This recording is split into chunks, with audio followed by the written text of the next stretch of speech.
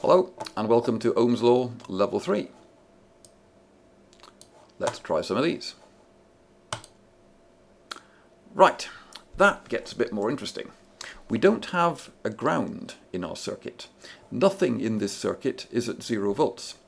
But that doesn't matter. All that matters for Ohm's law is that we know the current through the resistor and the voltage across the resistor. Well, here we know the current through the resistor. There's a current source here of minus 5.9 microamps, which means there's a current flowing down this way of plus 5.9 microamps.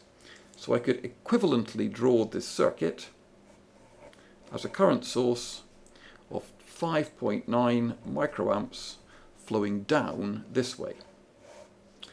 Once again, an ideal voltmeter, so no current is flowing through it. So all of this 5.9 microamps must be flowing up through this 169K resistor. And if we've got a current going through a resistor, we can work out the voltage across the resistor. And the voltage across the resistor is just V equals IR, which here, 5.9 micro times 169K, and that would be 5.9 e to the minus 6, that's micro, multiplied by 169 e to the 3K. And just a quick check that that's the right way round, because if the current is flowing up through the resistor here, flowing this way, then this must be at a higher potential than there, because current through a resistor flows from the high potential to the low potential. So if we have 5.9 milliamps flowing up through here, and this is 12 volts, then this point here must be above 12 volts. But the voltmeter is wired up this way. It's saying how much is this point above this point in the circuit. But it isn't. This point down here is at a higher potential than that point down there. So the voltmeter is going to read something that's negative. So we need to multiply this by minus 1. Great. Okay, next. This time we're down at minus 12 volts.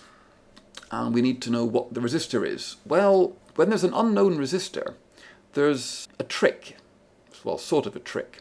You don't need to worry about the sign because there's no such thing as a negative resistor.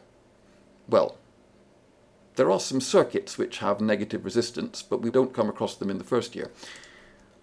Here we've got 200 microvolts and 100 nanoamps.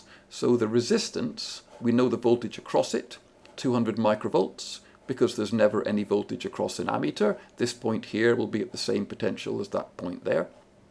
And we know the current through the resistor. So once again, basic Ohm's law, V equals IR, or here, R equals V over I. That's just 200 micro divided by 100 nano. And that's 200 e to the minus 6 divided by 100 e to the minus 9, 2K. Fine. And finally, at this level, let's have a look at this one. We have 630 microvolts and 19.6 kiloohms, and we want to know how much current is flowing down this way. Well, a quick check. This point here is above this point here in voltage because that's the positive terminal of a voltage source.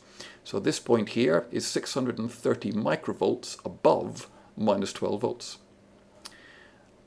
That means that the current is going to be flowing this way through the circuit, from the higher potential to the lower potential here, which means the current through the resistor is flowing in the direction of the current through the ammeter, which means that the ammeter is going to read a positive value. So here, it's simple application of Ohm's law again. V equals IR, I equals V over R, which here would be 630 microvolts divided by 19K6, and 19K6, engineers shorthand for 19.6K. So that would be 630 e to the minus 6 divided by 19.6K. And so on. That's enough for level 3.